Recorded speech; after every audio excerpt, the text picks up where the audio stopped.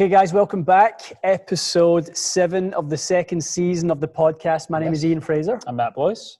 I'm Mike Martisevich. We have one of the OGs of YouTube. Yes. A really top instructor, which I think is missed out in sort of Mark Crossfield's credentials.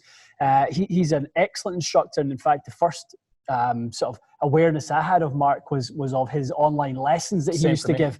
It wasn't so much about the equipment stuff. I saw that later down the line. So really excited to have Mark on. We've got to know him a little bit over the past year and a half. It feels that way, yeah. So we've chatted kind of back and forth. Shows. Yes, the PGA show for sure. We spent some time together, which was good. Had some great conversations. They weren't ones that we were able to share with everyone because we weren't filming at the time. But that being said, I think we found a lot in common. Lots of kind of interesting conversations. So we wanted to have Mark on the Zoom call and obviously on the podcast to sort of just get into it on a bunch of stuff. Yeah. And I think with Mark, someone who shares a passion for diving into do some research. Absolutely. Maybe a little bit different from some of the content creators out there. He probably does dive into the weeds a little bit more than we were chatting about with Rick and Pete about that stuff, and they seem to be quite happy with the content they made, and especially Rick was adamant, like his audience, he just has to really just dial back the details and the sort of technical elements. I think it goes back to sort of sticking with what you enjoy. I think for Rick, the technical side of it isn't quite as enjoyable. For Mark, I think he's definitely more our direction that way, which is great. I think there's no wrong answer for it, but it's nice to have people at different sort of levels on that spectrum from sort of technical to simple. So there's going to be lots of things I think we have in common. All righty. Well, let's get the man on in here with... There we go. There's our man. Mark Crossfield, delighted to see you, pal. How we doing all? We're good. We're doing okay. Yeah, how are you doing? Yeah, good. Considering, all good. Keeping things, in somewhat of a normal fashion and still kind of getting the content and stuff going, Mark? Yeah. Content's not a problem. We've got back catalogue stuff which we're still going through, and I've set up a fun place in my garden. We've got I've got screen and GC quad with me and other bits, so I'm still testing and filming and doing everything I need to do, which is all good really. And the family are keeping safe, and we're playing a lot of board games, a lot of fun times. So we're making the most of what is a pretty awful time. Yeah, absolutely. I think everyone's doing the same stuff. Make the best of it. Spend time with the people closest to you and take advantage of the time you wouldn't normally have. I think I'm hearing that from most people. If that's family time or that's doing an online course, whatever it is, the thing you want to do that you don't often get a chance to is this is the opportunity. Absolutely. Yeah. I saw you diving into Swing Catalyst a little bit there, Mark. Is that back catalog or is that recent? You got one? Recent. Yeah, recent. Man. I didn't know that. So got lots of that. Obviously, when lockdown finishes, force plate stuff all coming through. Really excited. I've dabbled in force plates before, and I've done a bit of study on them, but loads more info for me to learn and get clued up on with force plates. So really keen to get going with that and keep the learning going myself as well. So that's exciting. It is. You're partnering with them. Good. Yeah, we just kind of dipped our toe in the water a little bit at the PGA show. We did a sort of a quick video with Dr. Scott Lynn, which I found really interesting. I just did a couple shots, and he was talking about force creation, rotational, horizontal, vertical. So we actually just sort of got some interest in it. So I'll be curious to see what you come up with. Are you kind of going to make that a little series for yourself then, a little instructional series? Yeah, absolutely. I mean, I've always used ground forces as much as I can in my coaching, and I do as much studying on it as I can, but actually having a 3D plate for myself what it's like when you get a bit of tech, the best way to learn it is to play on it. Yeah. How do I change this? How do I change that number? How can I tell someone else how to change the number? Well, I felt this, and here's another person, I told them this and it didn't work, but then I tried this and it did work. It's that, it's that real exciting time of that trial and error as you try to work out how to get the most out of the tech and the person at the same time. So I'm looking forward to getting on that journey a bit deeper. I mean, ground reaction force is just really at the moment, not just a hot topic, which it obviously is in coaching. It is, the more you delve deep into it, it's so influential. I mean, there's only two ways of putting forces on the club. You're connected in two ways. You're connected to the club, you're connected to the ground. And obviously you've got 2 feet on the ground. So, you know, there's no other way of really creating any speed or direction. It's kind of does all boil down to those ground reaction forces. So I'm looking forward to getting deeper into them. I'm excited about it. Yeah. Do you kind of have that fresh feel now that you have a new piece of tech? You know, you almost go, okay, I can start again here. Like the first time you had a GC quad and you can start explaining things. I know you GC2 before that. You feel a bit like that right now?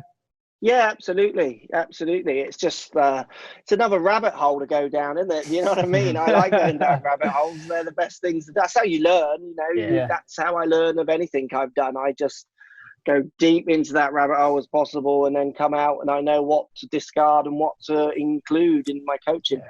You know, I think we're very similar that way. If you want to know how things work, you've got to know how it doesn't work as well as how it does to a certain extent, a little bit. Do you know what I mean? So if I don't go deep enough down that hole, I just feel that I've got a bit of my coaching armory is weak and I want it to be strong. So I'm looking forward to going down there.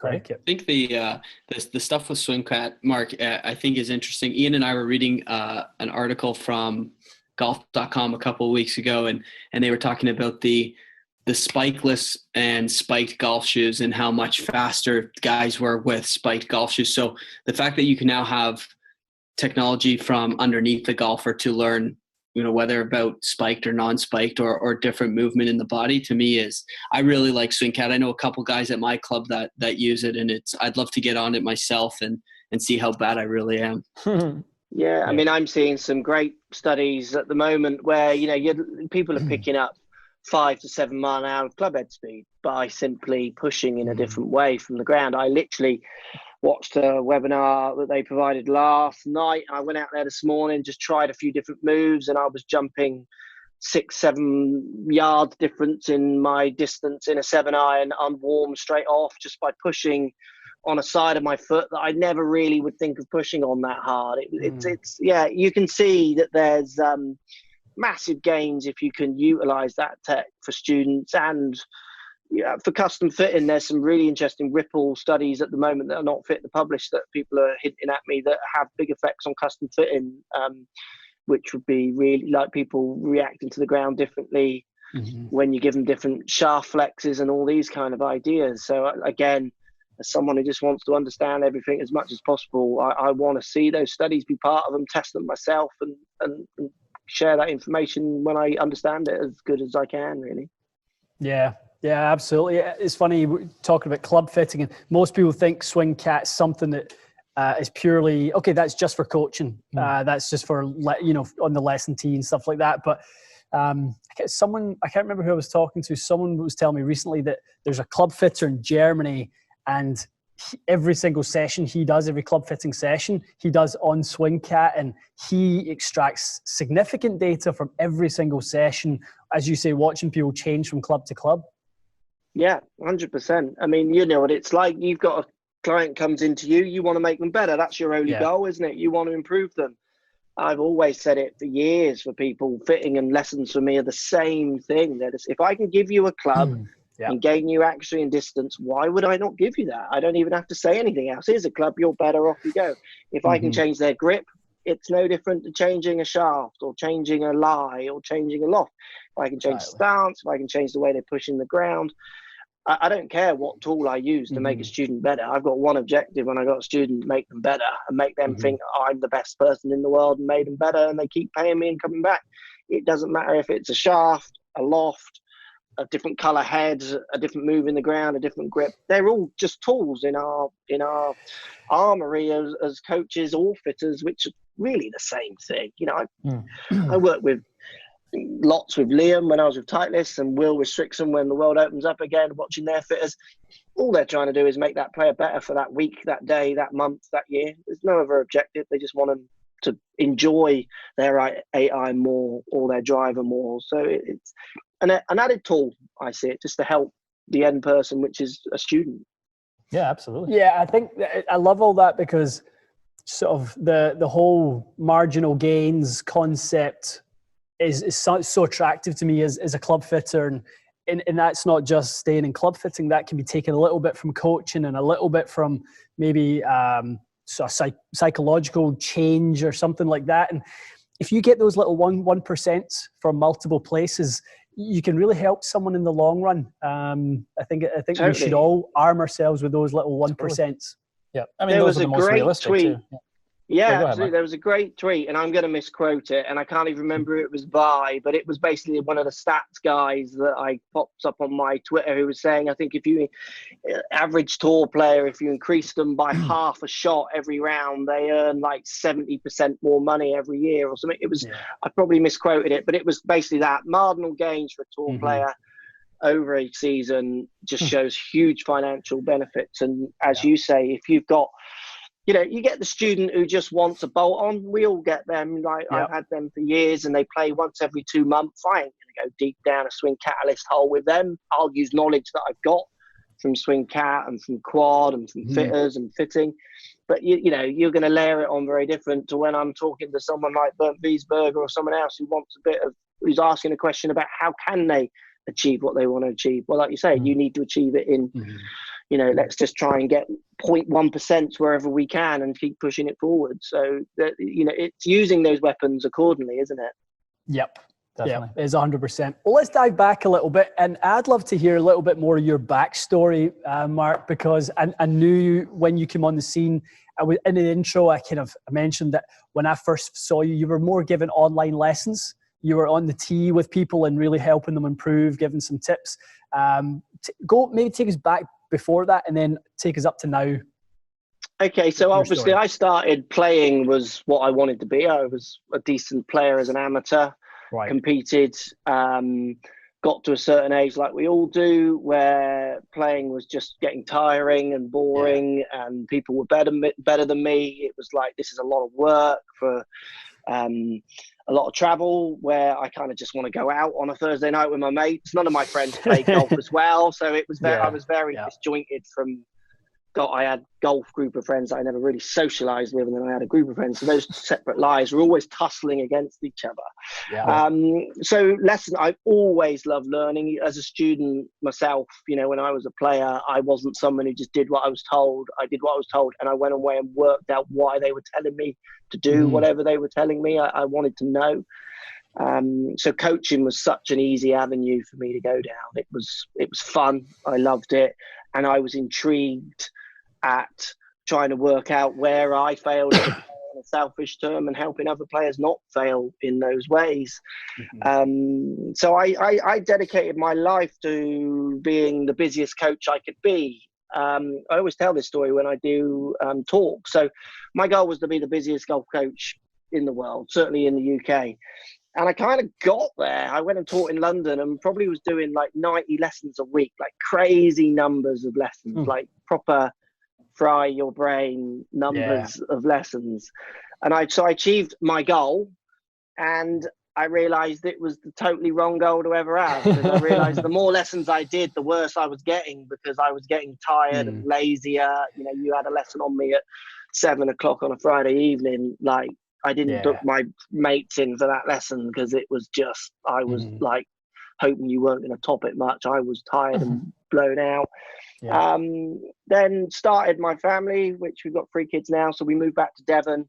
And I was lucky enough to get a job with an old golf player I used to have lessons off called Steve Gould, who runs GASP Systems, which is like different, like Swing Cat software, basically, but a UK-based company. So I worked with Steve. Steve was very technically minded, so we had a TrackMan in the studio straight away. Years before anyone had TrackMan, he was the first person in the UK to have TrackMan by many years because he was developing his software to work along with it. And I've always been tech. I like tech. And I really learned so much from Steve with tech, and still would do to this day. He's doing loads of ground reaction forces now with his expensive plates. So I kind of got a foothold in tech with that connection. And then basically just YouTube 12 years ago, I think it was now, I used to watch a bit of YouTube as a tennis enthusiast, and I just watched YouTube thinking, this is the best thing I've ever seen ever. I can use my golf knowledge with my artistic flair or interest I've always had in my life. I've always had artistic interest and a sports interest, and they always fight each other. This constantly battle against, because my sport friends are like, think my golf friends are the biggest idiots ever, and my golf friends think my arty friends are the biggest nerds ever. So I'm kind of stuck in this middle.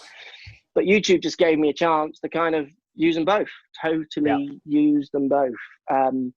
So content started to happen. During those times when I was making content, I was basically coaching full time, fitting full time, and I had an online golf retail shop selling. It came very apparent quite quickly I needed to drop the selling part, because at that point it was not really helping the reviews part and the content part. It was taken away because it was a full-time job. So I sold my stake in the online shop part and just went kind of coaching and lessons full-time coaching and videos full-time until the videos kind of tipped the balance for lessons, and now it's much more content and much fewer lessons now. So that's kind of the journey I took, really. It was very cool. It was a fun one. 12 years ago, when I look at YouTube now, it's so funny to watch, because obviously you've got new channels coming on now and new channels like so.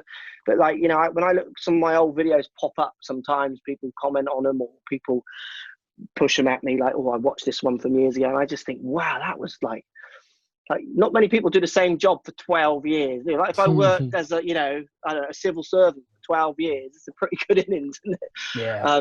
But YouTube for 12 years, it's fun, exciting time. It's been a lot of fun. Yeah, 12 years on YouTube is a lifetime, I think, compared to, even if you look at genres on YouTube outside of golf. Anyone who's been on YouTube 10 years plus, that's why people consider you to be a pioneer of it for golf, because if you look at things outside of golf on YouTube, 10-year-old YouTube channels are like the classic ones, the ones that sort of started with YouTube. So I can see how you would feel like you've kind of been on it forever. It's not like TV. Like there's TV shows that maybe are 20 years old, but this is definitely a newer platform. So what do you think's changed the most? And that's not an easy question, but from when you first started on YouTube, what's different? I think it's a really interesting question, and I think it's a shame. So this is what I really like about channels like you guys. You guys are authentic YouTube for me. So you have something to say, something that people should listen to. So you say it on a platform that allows people to listen to you. Unfortunately, YouTube now, so it used to be about that. It used to be about golf pros would come on and think that this is ridiculous what these magazines are saying. It's ridiculous what the telly is saying. None of it's true. They employ their mates. I'm just going to speak myself. And it's even ridiculous what half these companies are saying. So kind of had enough of my students coming in going, "Oh, did you see that? Like, Faldo said, keep your head down last week. I'm going to try that." And I was like, "Oh, how can I need a voice."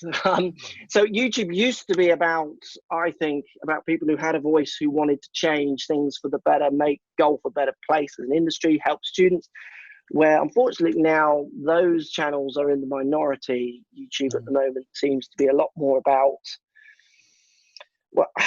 I just think, do you remember the guy down the range who always had something to say, but he wasn't the pro, and he'd stand out on the range and just grab the people he and give his lessons or her lessons. There's always those people are on YouTube now, I think. So I'm not a massive collaborator, even though YouTube was telling me 8 years ago to do collaborations, because there aren't many people I want to align with on YouTube, unfortunately. This doesn't win me any friends. It loses me subscribers and it loses me views, but I don't care. I'm interested going down the swing cat route because I want to try and out and learn things. I don't care what a smoke kipper it's a ball like after it's been smoked for 10 years compared to 20. You know what I mean? It's got a bit like that. So I compare it a little bit to YouTube. Used to be cult. Used to be like people who didn't have a voice who were able to put their hand up and say, "Hang on, people getting it wrong." YouTube now feels a little bit like the Sun newspaper. I don't know, Ian, you probably get that reference. I hear you. Just tabloids, just junk, the worst tabloid just junk. Paper. It's headline, no substance. Headline, no substance. Headline, no substance. Part of that issue is it's like, I think YouTube's an amazing platform, but they do shoot themselves in the foot a bit, because the problem is they're rewarding what you're saying. Yeah. So the big headline, the clickbait title, it actually financially rewards you. And I think it's tough. It's tough to have the patience. I think Ian and I had this conversation early on with this channel. We went, you have to decide early if you're going to chase views or if you're going to just put out the best stuff you can. And that's why all the time, I mean, once in a while we'll have a title that's a bit splashy, but I avoid it because it's like you get addicted to it. I'm afraid of getting addicted to it because I'm pretty sure you'll see a big jump, you'll put some stupid title up there, and then you'll start seeing the traction. And it's not just titles. It's the substance of the video is more important. If the substance backs up the title, then it's fine. But it's more just become, I see a lot of people going, this video has to go viral. It's like every video you put out, I want it to go viral. It's literally impossible. And all you're going to do is chase sort of that unicorn the whole time versus going, okay, I'm on YouTube to make 3-4 videos a week. It's for you, it's already been 12 years, but this is like a lifelong process. So I hope someone will kind of catch on, watch it, learn a bit each time versus the thought of each video is sort of a standalone, I'm going to be famous from this kind of thing. So I think the problem is YouTube is geared towards that. It's the internet sort of version of TV in its most basic form, right? So because it is and it isn't. No, but it is and it isn't. So what's happened over the years, which I've seen, which is quite interesting, is obviously as the audience grows. So this is what I always think. I did YouTube for 3 years where there was no money. 3 years. Yeah, of course. Yeah. Committing my time to it for the same reasons I commit my time to it now. And yes, the financial rewards now are considerably bigger, and there are ones. But my agenda, when there was 3 years of no money and not even talk of money. So I remember writing to YouTube saying, I literally read, like I found it on some website somewhere that you could get paid for YouTube videos. I remember emailing YouTube saying, someone said that you can actually get paid for YouTube videos. Like, how do I apply for that? I get X amount of views. And they wrote back literally, and they kind of listed 5 humongous channels like BBC, ITV, like TV networks in the UK. Yeah. And I was like, that was them politely saying, basically, you're not big enough, but thanks for applying, kind of thing. Yeah. What happens is the audience gets bigger and then the financial rewards get bigger. It's no different to what happened with the tabloid press. And it happens in many other genres, music, all these like pop idol shows. They're not about producing good artists. They're literally about feeding one person's pocket and persuading the audience who don't want to think that this is what a pop star looks like. So YouTube, I think, has changed because the rewards have changed. Like, I see people like they want to make money from YouTube. I love that YouTube pays me, and that's great. But that was never my goal, and every video I post, it still isn't my goal. Yeah. Where you can see there's blatant push now towards the majority that's the only goal, and the only goal is to, page 3 used to use, the Sun used to use page 3 to do that. Ian laughs because he knows what that means. Like YouTube, so it's a similar thing, unfortunately, with YouTube. Doesn't stop me. I'm very happy with what my channel says and does and where we push it. And me and Matt have this chat all the time. And Matt's a little bit more like, well, why don't we do this? And I don't want to go to the show and have pros that I admire thinking I'm a YouTube idiot. Like, that's the last thing I want. Like, there isn't many good resources. You could count them on one hand almost now of good resources that you would learn from on YouTube, because most of them ran away from it because they thought this is just coming silly. Well, perfect example of that is the lockdown learning series that Andrew has done in the last couple of weeks. Probably some of the best sort of collective content. Yeah. And everything. You can take a little bit. If somebody wanted to go out and start this season really well, that would be the place I go, okay, go and listen to these 6 episodes of that. You'll arm yourself with lots of information. It'll stop you thinking you need to focus on this. It'll tell you that you need to focus on that, and lots of little nuggets. Unfortunately for Andrew, those are getting no views. They're getting a couple hundred views per video, and it's dynamite information. Well, so the thing is, it's like for Andrew, I know he doesn't really post very often on YouTube anymore. I know he used to, and so he's suffered from just the way YouTube treats content. You must be creating constantly, and for him, he's to some degree he's made really good stuff, but they're long form, and he's not putting titles on them that are sucking people in. He's putting titles. This is exactly what I'm doing. I'm Andrew Rice. I'm interviewing this person today.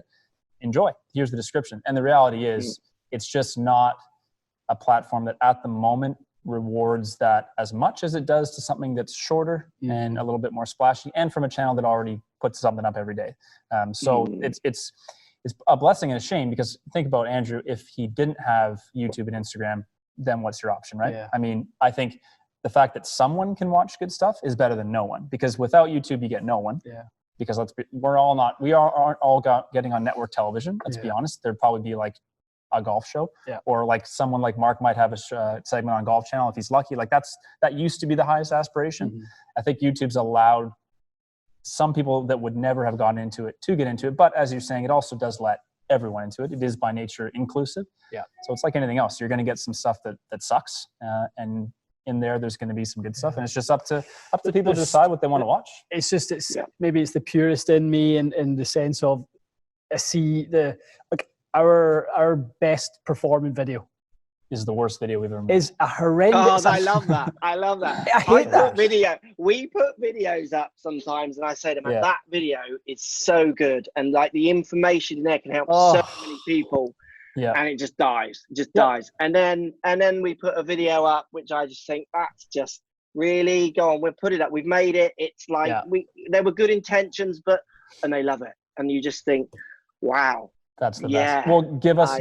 Okay, we'll trade. Well, I'll tell you what ours is first. What the one that's the best performing video that we think sucks, and then give us yours. So to be honest with you, some of the lesson videos I do, I just think that it's just it's well explained. It's simple. It could help so many people, and it just does averagely, just pretty average. Instruction always performs lower, right? That's nothing you can do about that. Not always. I mean, instruction can be higher, but obviously, on instructions. Average, I guess, I mean, everyone relates to a driver going further or not, don't they? That's just there isn't a golfer who isn't going to relate to that. Well, not every golfer is going to relate to a swing direction, a club path, so on and so forth. Mm-hmm.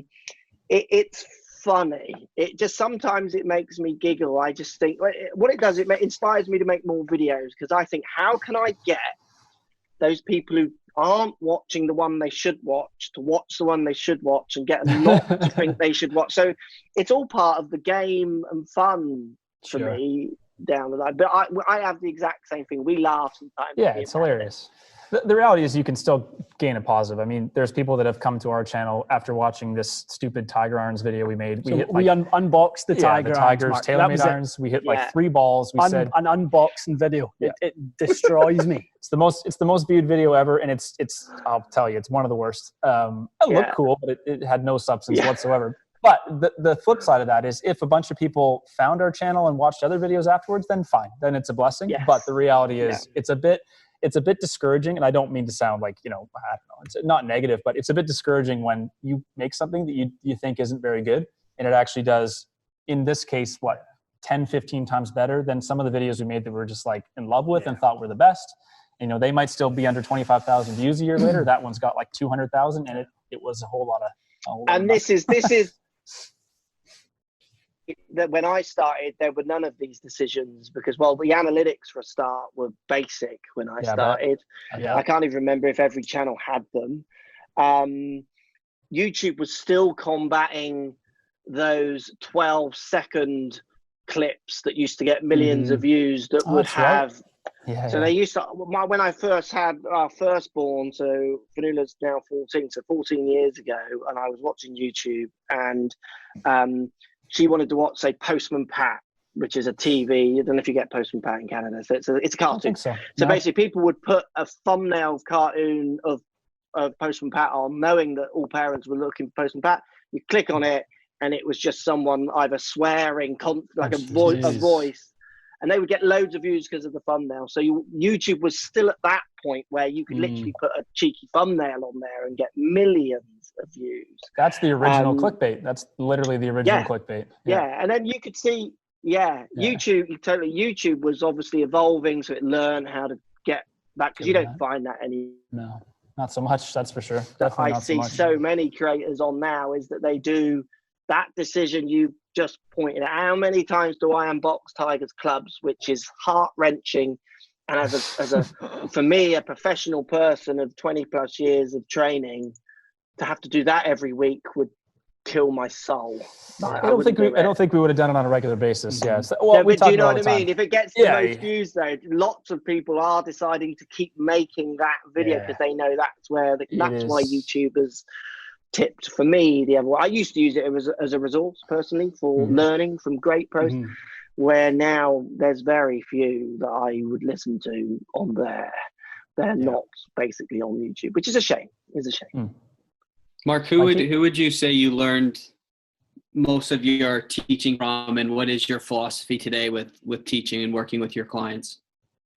So I would say my most influential people on coaching would be, so Steve Gould, my old colleague stroke boss at one point. He was very forward thinking with technology. So it was always in the forefront of anything I was doing in lessons. So that was great. That really pushed me in the right direction. You know, I don't know when I was using a launch monitor on my YouTube channel, but it would have been years and years and years ago, like 9, maybe more, 10 years ago, where, you know, there are still pros buying launch monitors now for the first time who have been teaching for years. That was way ahead of its time. I mean, the amount of ribbing from pros and audiences I would get for saying face the path, which is now a completely standardized term. I didn't invent the term, it was a Trackman term, but I remember saying face the path in videos and just getting complete ribbing about it from, like I say, pros and amateurs, because they just didn't understand what that term was 10 years ago. So Steve Gould, this person I used to have lessons off, his name was Peter Thompson, not the Peter Thompson, but his name was Peter Thompson. Fantastic coach. Again, very analytical, he didn't have computers at that point, used telly and had a grid on the back. You swung against the grid and it was all very analytical. Which at the point was very ahead of its time, and then computers obviously took over. And then I would say in the modern era, I mean, there's so many now who would influence me, from you guys to watching Andrew Rice, watching Trackman Maestro, to watching, learning from people like Sasha McKenzie, Eric, and Paul Wood from Ping, any R&Ds I could get the chat to and learn from. Like, I would go on visits to golf clubs, manufacturers, and they would want me to make the video where we're touring their factory, where I would just want to spend all day in the R&D asking them a million questions. For me in the modern days, it's much more people who aren't even golfers nowadays as well, or like Sasha, who's not a pro, he is a golfer, but Sasha McKenzie, who's a scientist. It's so much more science driven now, which I love, rather than, unfortunately, and it does make me giggle online sometimes, where I post some things and people think they're opinions. I think that's not an opinion.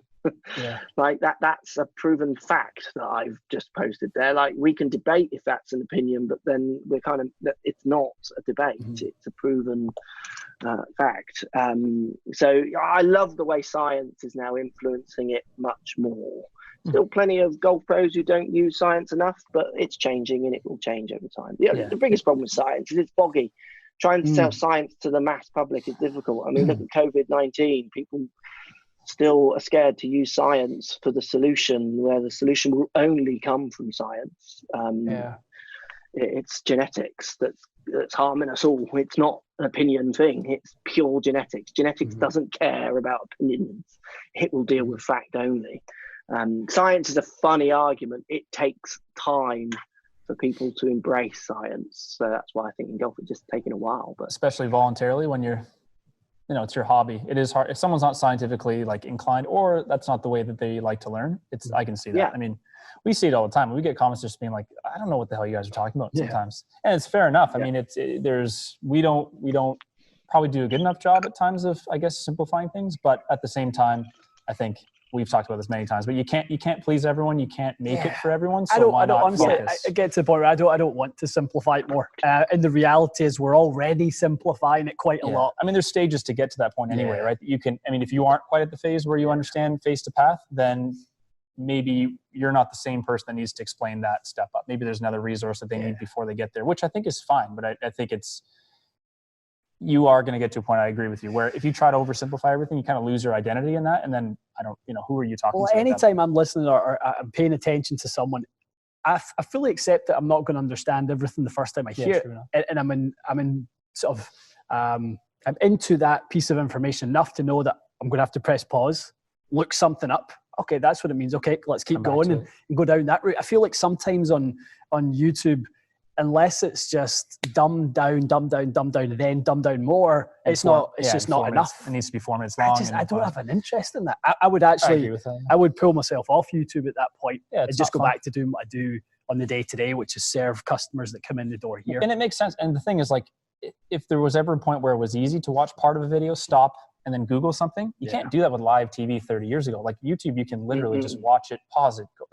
People have two screens open. Here's my phone. I can look up what is Mark talking about for Face the Path done. And now I'm still listening to him, or I hit pause. So in that sense, I think you always have people that just don't care. I think that's part of it, Mark, probably is like, I think people are just at some point just like, I don't really care why the ball's curving. Just tell me how to make it stop, which is fine. I think at that point, we just have to stay true to what it is that we enjoy and what we believe in. And then the audience will choose you. And there's obviously enough audience for both, so you just have to kind of stay true to your roots in that sense. Yeah, absolutely. That's the thing we're always trying to do, is just make sure that the content, as much as possible, we have different levels of content, because we have kind of more entertainment-y based, and then more educational, and then review based, which I always like a review to try and, if it can, mix between entertainment and always educational.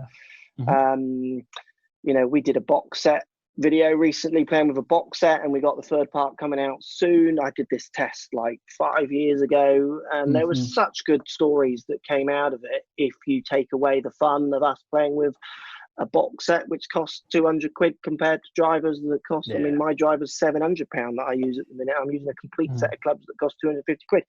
And at the end of the day, we had as much fun as we've ever had on a golf course. And at the end of the day, that's what most people want. It's fun, isn't it? So it's like that, even though we're doing a fun video, I think there's still very important lessons in there that can be had, that we always try and bring out of our videos at the same time. And that amazes us sometimes with our course vlogs.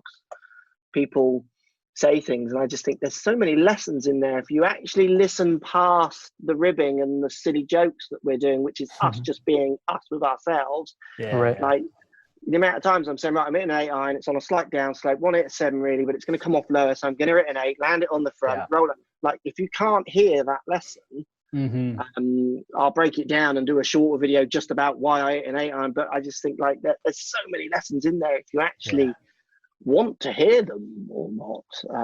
Which again, I always like the challenge of it. Just I think, okay, if they're not getting that on the videos, how can we do that differently where they actually start hearing them? And some of the videos now, like the box set ones, I do an intro to forewarn them what they should look for. Good. That's a good idea. So they're not just watching us laughing at each other when we hit it off the toe and it shoots 50 yards high off the right because we've got a club that feels strange. But I'm saying, like, we have a discussion in part 1 about bought my box set and I want to get my first club. So my first expensive club. What do you get? A lob wedge or a driver?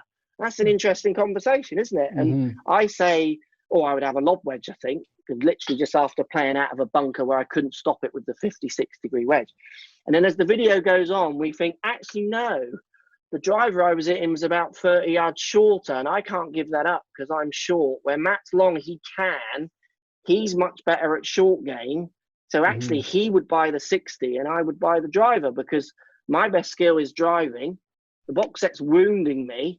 I'm crap at chipping anyway, and I don't miss many greens when I'm playing well. So I'm just going to write that part off and hope I hit more fairways as far down as I can so I can hit more greens and get my score. So, even though we're having a fun video about playing with a box set, there's some really there's always interesting points if you know where to look in them. So we're now having a conversation about strokes gained, who can get the most out of advancing more with the driver compared to a wedge. Wedge wouldn't help me. It turns a very simple idea into actually quite a complex one if you want to think about it. Or you can sit and just watch us play like idiots and have that, like, watch it on that.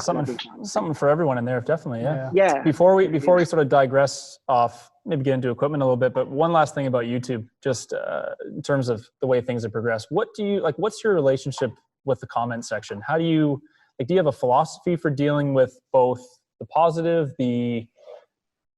criticism or constructive and then the negative end? Like what's sort of been your philosophy with that? Because I think everyone's been a little different when I take a look at their channels. Yeah, really good. So if you want I like that question. So the actual answer, if you want which is the answer I used for years, is you just ignore bad comments. Just ignore them. Don't interact. Just ignore them. No fire on them. Just ignore them. And that was always my philosophy. I remember watching a video on it years ago when I first started YouTube, thinking, how do you deal, or what is the protocol for that person who's blatantly just being aggressive and rude? And it was clear from most outlets, you just ignore them. Just ignore them. I then got to a stage where I thought it would be quite interesting to engage with some, to see where the conversation goes, and to make some realize that maybe the language they're using isn't appropriate, or that being homophobic or sexist on my channel won't be tolerated, even if it's in a comment. So I will say, if you post like that again, I will have to block you, rather than just ignore it. Because as comments and social posts have become more and more part of our lives, the just ignore it part, even though if I was to give this advice to any new channel, just ignore them. Just ignore them. Don't interact with any of them. It's pointless. But as you develop as a channel and you get established and you're more happy with your audience, there's a part of me that feels a little bit like some of these people do need just confronting. It's not right. It's not fair. And maybe making it clear to them that you don't want them to post that way is a strategy. But it's not, if you want to grow and get subscribers. So you need to, there's always two choices, I think. So if you are TaylorMade, Callaway, Ping, Titleist, Strixon, you don't interact with any of them, full stop. It's policy. Just, you're a corporate account, you don't interact with that kind of hate, full stop. So you choose to be that account, and that will make you grow faster. It will make everyone love you, because you don't show an opinion ever, and you're neutral. Me personally, that's the advice I would give to most people. But I've enjoyed over the years watching the effects of reacting to not reacting to some. It's been quite an interesting, just human study for me. There's a big difference, you'd probably agree, between an unreasonable person in the comments and a reasonable person. Because I've seen, and I think I've talked to Ian before, there's people that you just cannot address because it's pointless. An unreasonable person who's not interested in being debated with, even in a civil way, is a waste of everyone's time. Then there's a reasonable person who may have posted something negative, and I've many times had what ended up being a good interaction. They've come back and said, "Oh, I didn't," if you answer them calmly, give them the facts. Don't get into it with them in terms of an attitude, even if it was presented to you that way. I think you can test the waters to see if someone's reasonable. So I will often sort of test the waters with the first response. Maybe their comment was really rude. Test the waters a bit. Go, okay, if I give them something reasonable in return, will they then switch their tune? If they do, then great. I think if there's one more comment to answer or follow-up, fantastic. But there's plenty of people whose third comment back to you is just like, okay, well, I'm glad I wasted 30 seconds of my life on a person who's a bit of a lunatic. Honestly, though, it's just the truth. Like there's people out there who aren't reasonable. So I definitely agree with what you said. I think bigger channels especially have a responsibility to defend not just themselves, but whatever's been sort of wronged in the comments, if it's something that you believe to be untrue. But there's definitely a point where if someone's not reasonable, I just think, you're not helping yourself, and you're really just encouraging that craziness to continue, because that's what they want, is your reaction. That's what they want more than anything. But well, the one that really got me back in the day was when people would have a go at the other pros that I had on. So when Matt, so I pay Matt now. Matt is an employee of my business, my only employee. But for many years, he just came on his days off. Golf pro, doing lessons, and he would have a Wednesday and Thursday off, and I would say, look, we're going to Portugal, do you want to come? Can you get the Friday off as well? And he would come just on his days off, because he wanted to go on trips. He could tell that obviously good for his profile and all those kind of things. And then there was Steve Buzzer, very similar, worked at the range I worked at, and would come, and I'd say, look, I'm going to go and film at Dawlish next week, do you want to come and play? And he'd come and play. And then if the comments hit them, that used to really wind me up. Because I used to think, these guys don't need to come. Like, you trying to judge them as players because they've had a bad hole when you blatantly don't, and like, it's just, or just be aggressive towards them. And I used to very much would like say, no, that's not how it is. Like, this is a YouTube video. Steve is busy teaching. Yeah, he's going to make a few bogeys. Like, he isn't practicing every day. Like, what do you want about? That used to wind me up. But your corporate answer is just ignore all the trolls. They're weird, aren't they? It's a weird breed. Watch this. Look, well, I'm going to just do something on, like, watch on camera live. Look, I'm going to go on Twitter. Oh, God. I'm just going to go on my line, right? And I'm going to scroll, and I'm going to think, oh, I don't follow this person, but it's come up because someone I follow's liked it. I don't like what they've said. Guess what I'm going to do? I'm going to take this fingerlet, and I'm going to do this. I've just scrolled past it. Wow, radical concept. I have never, ever thought I'm going to comment about something that I don't like because, like, what? It makes me think of the boys who used to pinch the girl they fancied in the playground and run away. It's like that. Yeah, it is a bit like that. You can't relate to it though. I think you either are that type of person or you aren't. And I don't think I've ever commented on anything negatively in my life either. Because I just don't know what the point would be. It's just the lack of accountability. It's like I don't think anyone would come up to us or you and be like, your videos suck. Like, you suck. Yeah. Like, you're the worst. Everything you say is crap. Yeah. On that, and we'll leave this one in a sec. But Mark, who is this guy with the channel? Who is a channel dedicated to you? And who is this guy? The English guy. The English guy, and he's like it's like Top Bloke. Yeah, he's in that Top Bloke Golf or something like that. And he does videos. We were in a couple of them, and he kind of just trolls the YouTubers. I don't know, but there's a few, isn't there? There's a few of them. Like, I don't know if this guy's just the one that I see doing it, and I'm like, why are you doing this? It's a good question. It's funny, isn't it? Because it's like when there's been a few over the years where they make content about YouTube golfers, and I think, like, YouTube golfers aren't a thing. Not enough of a thing. Think about it. No, they're not a thing. Like, YouTube, like, I'm known for YouTube, but I know myself for 20 plus years of coaching experience. Yeah. So you can write me off by saying I'm a YouTuber, but that's not what I am. I just happen to do stuff on YouTube. Like, they putting everyone in that box, that YouTube box. So I remember saying it to the My Golf Spy guys when they asked me. It's like, it's the worst thing. I just look at you guys and I think, well, you're a fitter with years of experience with a business.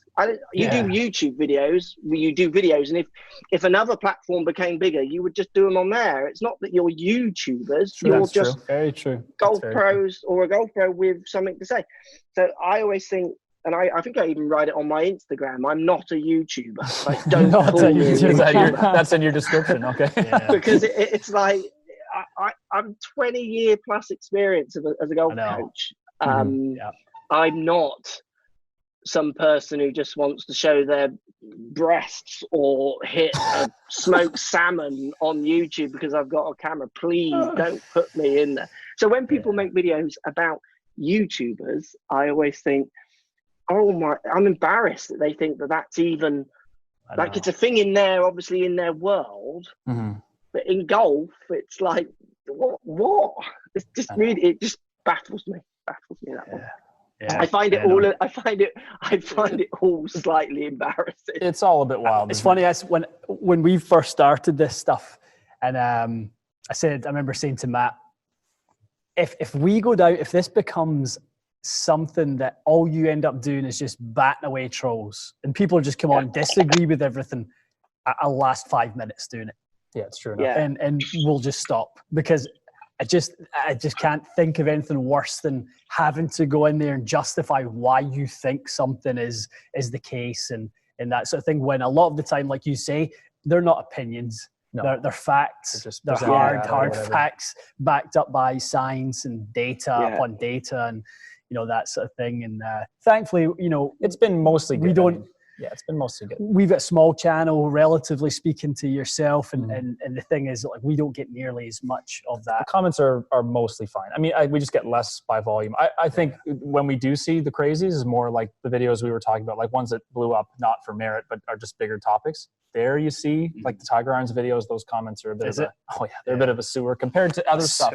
Like if Ian makes a video on like whatever, fitting me or fitting like a 20 handicap player, it's like the comments are more niche, isn't it? They're very specific and they're about that. And maybe one person's like, I don't like that, but not. And just to put it out there as well, I mean, comments are 99.9% positive. Like it is literally 0.1. It's such a small percent. It's such a small percentage.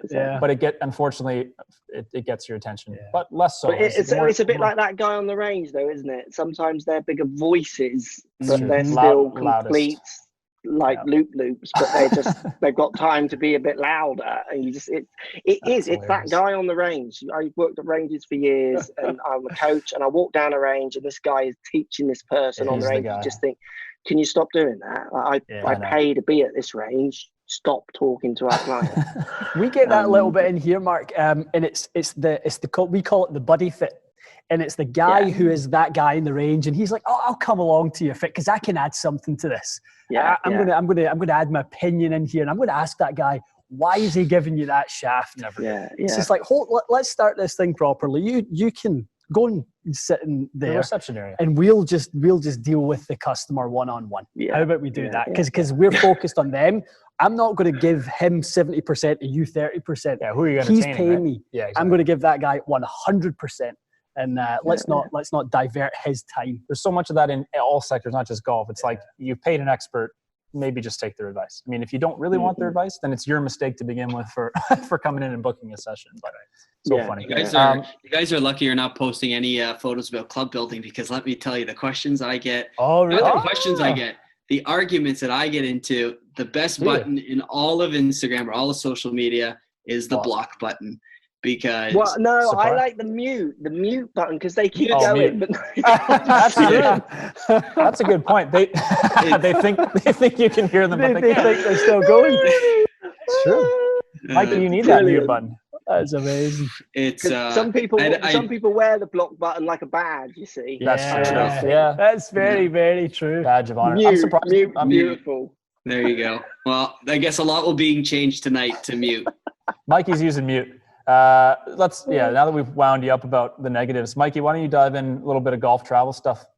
Take that away. Yeah, it's Mark, one thing Ian and I both love and have a passion for is travel. I mean, golf and travel, I think, are probably the two best marriages in our industry.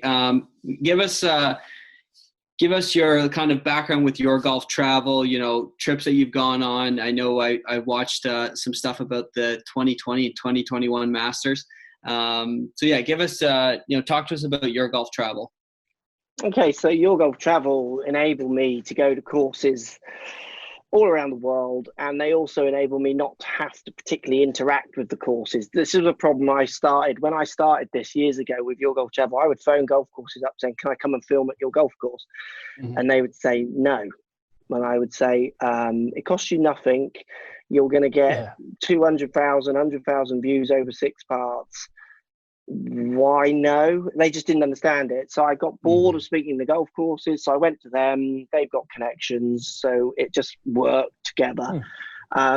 Best place, I mean, they've enabled me to go to the Masters 4 times, would have been 5 times this year. So hopefully will be in November. They literally messaged today saying they're looking still at November, and am I keen to still go, which I am. I've played golf in America, not in Canada yet. I've been to Canada, but I'm not playing golf. You have to play. Exactly. We're going to make that happen without a doubt. We've been to Indonesia. We've been all over Europe. Iceland was fantastic. Have you really? Amazing venue to play golf. One of my favorite places in the world, Iceland. I just love Iceland. Beautiful people, beautiful country, and mega underrated for golf. You don't go for the weather, basically.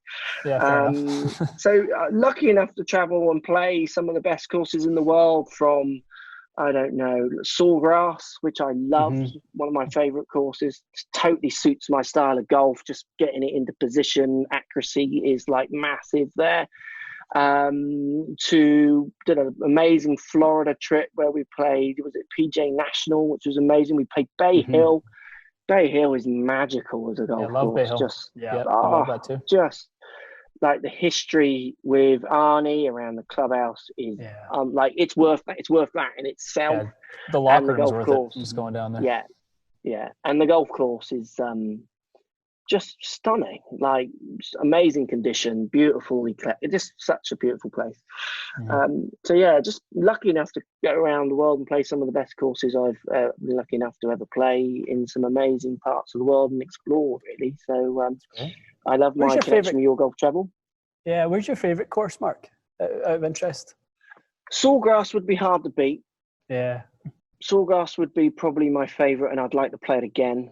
I would like to play that again. That was spectacular. Trump Turnberry is amazing. Without getting political about the name that's connected to it, I've played Turnberry and Trump Turnberry, so I played it before changes, then post.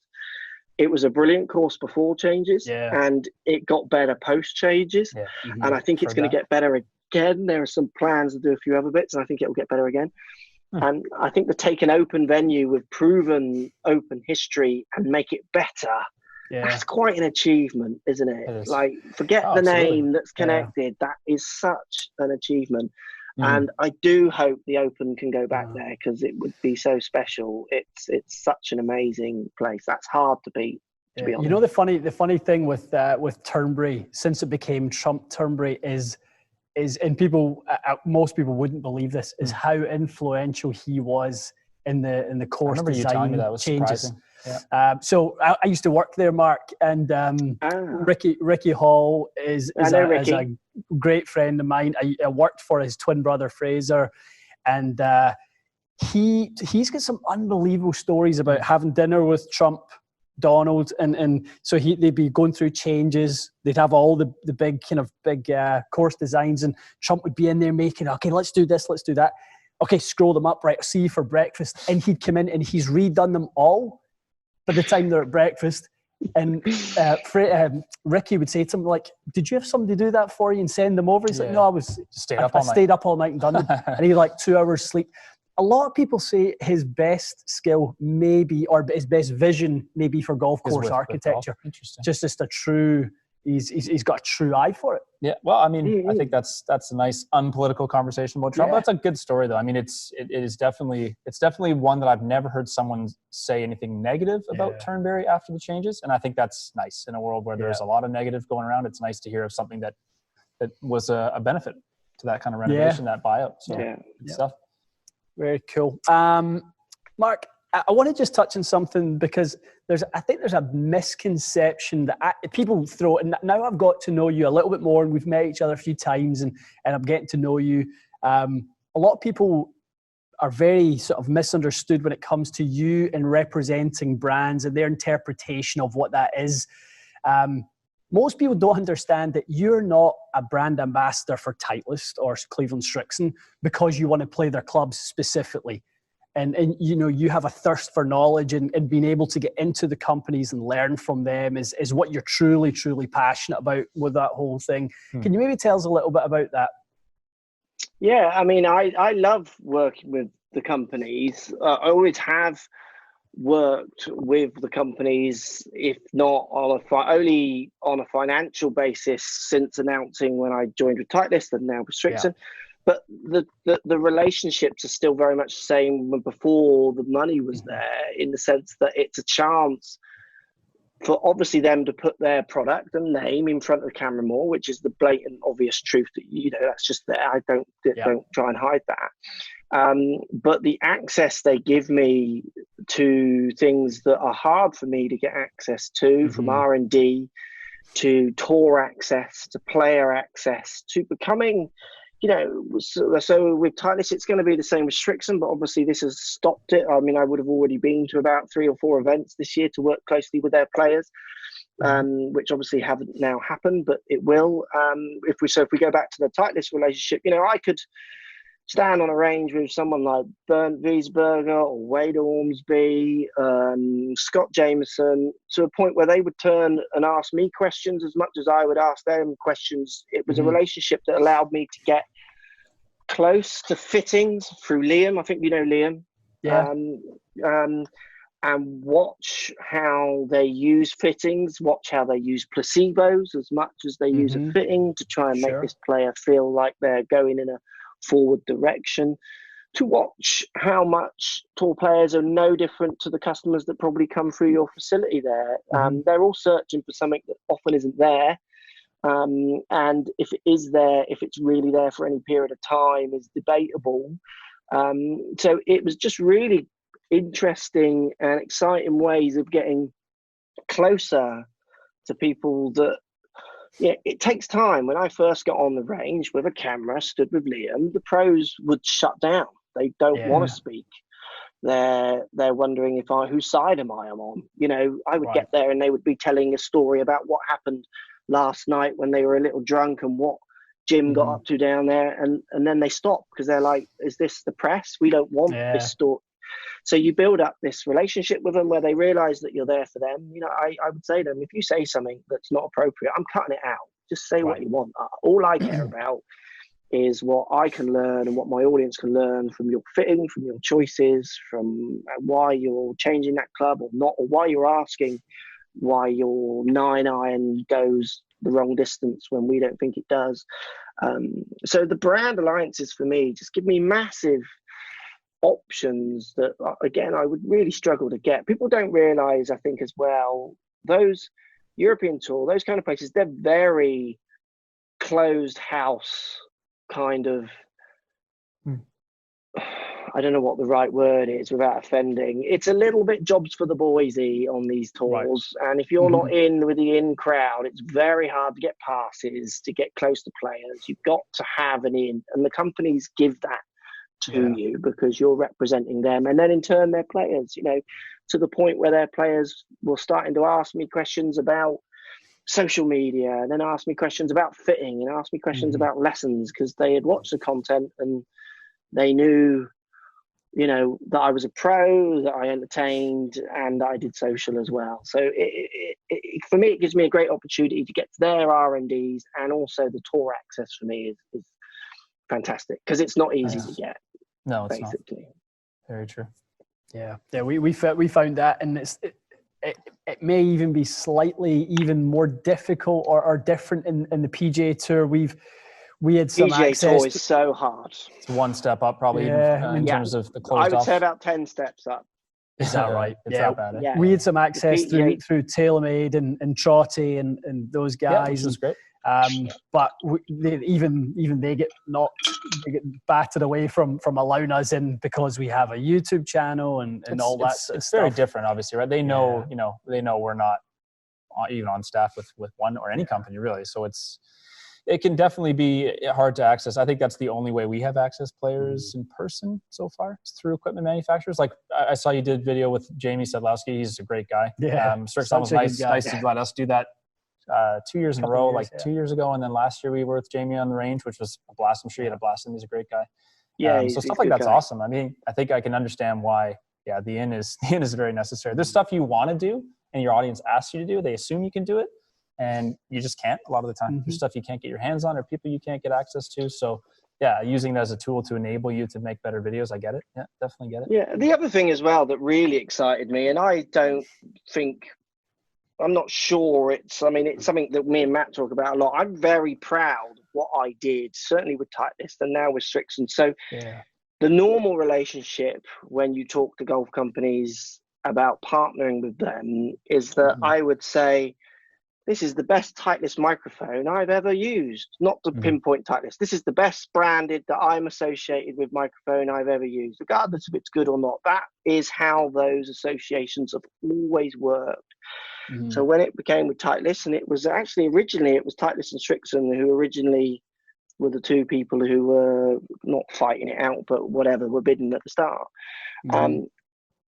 Both of the agreements were on my terms. So it was always about the content. It was never about saying their brand was better than another, even to the point where that actually got a little bit unstuck in some places, because some people within companies just couldn't get that, because they may be a little bit more old-fashioned, couldn't get how that works. How can that person be saying that this club is the best when it's not one of ours? That kind of idea.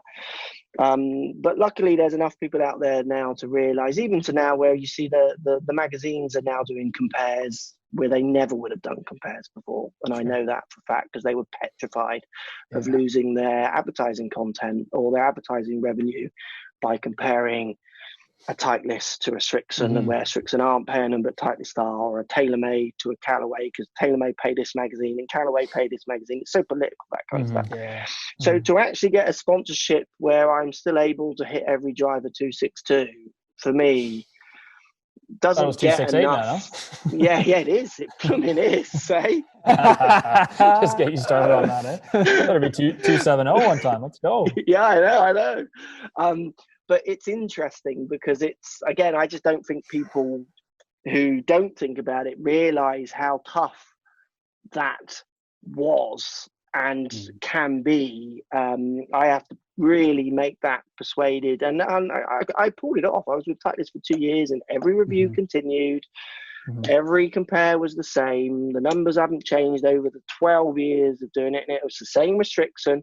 Yes, you see more Strixon now in the course logs, because you'll see Cleveland Strixon's Exio, and it's obviously a Strixon ball. But even when I compare the Strixon ball, this is the conversation that always used to swing it for me. I hit a bit of metal and a bit of urethane.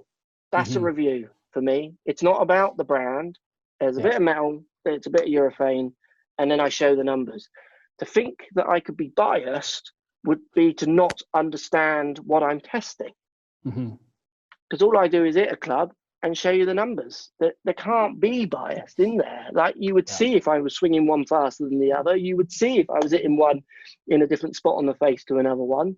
The numbers are all there. So unfortunately, it was only one company that got very upset with it, as everyone kind of knows. And that was purely because I just honestly don't think they quite understood what a test, and still don't, was. And that company, arguably, in my opinion, did have, it wanted to control a certain amount of the content and didn't like the fact that it was going to completely lose control of it. So yeah, I'm proud of my associations with my companies, the companies over the years, and it's given me massive insights into things that have just really educated me as a coach and as a person. Like the My Golf Spy thing that with the ball that landed last year, whenever it was. I did that tour, I don't know, 6 months before they did it, around a certain ballroom, and it really was interesting to look at how Wild West the ball market is for many of the manufacturers. Like that, it's one of everyone always wants to look at driver, and they always think that's the ones that get the views, aren't they? People like watching driver reviews. They're so tightly controlled, as you know. They're very close on tolerances, and then the player's going to override any of the tolerances that one person finds. Where the golf ball, it's a messy market. Let's just say that it will find its way because people are showing them up like My Golf Spy, but it's cowboyish and it needs to stop. And I think it will over time, which is good. Yeah. Agreed. Well, my friend, we've taken up more of your time than we really should have, and you've been really kind to jump on with us. It's late, I know, back in the UK. So, thank you from our perspective for everything you do. You've cleared a pathway for us to do what we do, and for what we do to be sort of accepted on YouTube and things like that. So we're grateful for that. We're grateful for our relationship and being able to share ideas with you, and things like that. And hopefully we'll do more of that again in the future. Definitely. We got some stuff planned still. Absolutely. We're continuing our gears education continues. So we'll definitely keep you posted. Yeah, I'm looking forward to seeing how that goes. Absolutely. And I'm coming over. I want to get in that studio. That's definite when we start traveling again. Okay, I touched in Canada this year for a couple of days. So I definitely am coming back. It was a beautiful country. I want to come back. All right. The invitation is open for sure. Absolutely. Cool. Thanks, all right, guys. my friend. We'll take care. All the best to you and the family, and Thank you, we'll kind of chat to you really soon. Thanks, Mark. Thanks, Mark. Thanks, buddy. Thanks, man. Okay, guys. So that was Mark Crossfield. Really insightful. I think Mark's thoughts when you get him. He's seen so much in his 20 years, and you cannot underestimate the value in every single thing that he said he's done along the way. Funny hear him talk about he wanted to be the busiest pro in the UK. Yeah. One thing I love about that, because it made me go back to when I was a demo rep, and you're just on the range, somewhere new all the time, different conditions to deal with. Because the one thing he would have got, given 90 lessons a week, is reps. That's true. He sees different swings. He hears different preferences.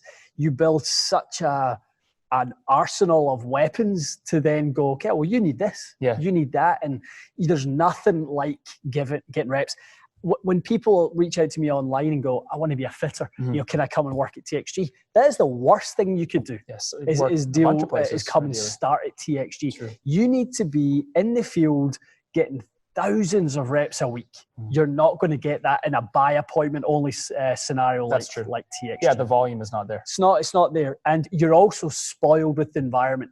You do not know what it's like to have the wind howling off your left shoulder. It rained last night. It's an uneven tee box, and you have to navigate all these issues. You need to tough it up. No, it's true. Well, it's also, and it's just the stuff that you can't experience any other way, basically. And the people you wouldn't meet, right? Like there's going to be, how many different types of golfers did you meet at a demo day? In a day, you might meet 30 different kinds of golfers. Yeah. In a fitting bay, you're going to get 4 or 5. You would have in one hand, a lady golfer that's turned up, really looking forward to that fit. She's someone that can really help. The pro who's in the shop, who's helped you lift the bag in, he really keen because he has a deal with one company, and he wants to maybe get in and try a few shafts with you, and then you'll see something in between. So you're every single day you're seeing the pro to the slower swing speed player, and you're seeing a bunch in between, tall and short and whatever.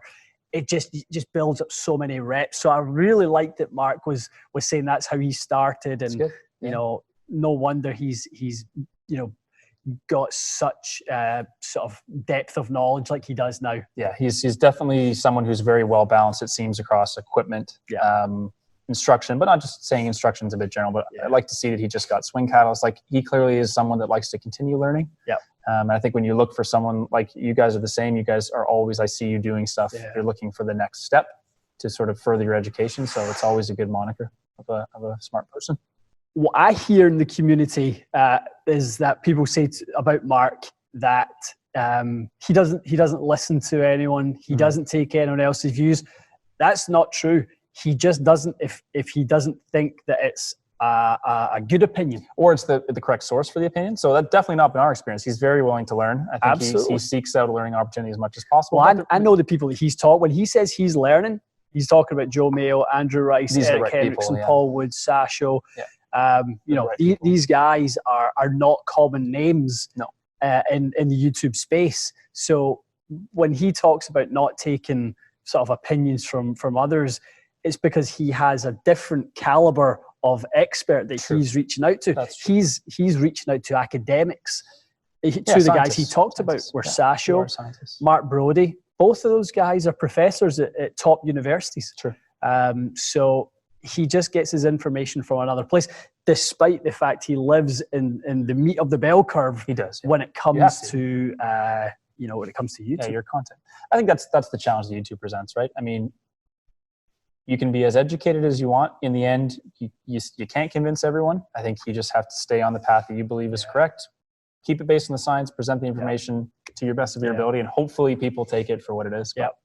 I like him.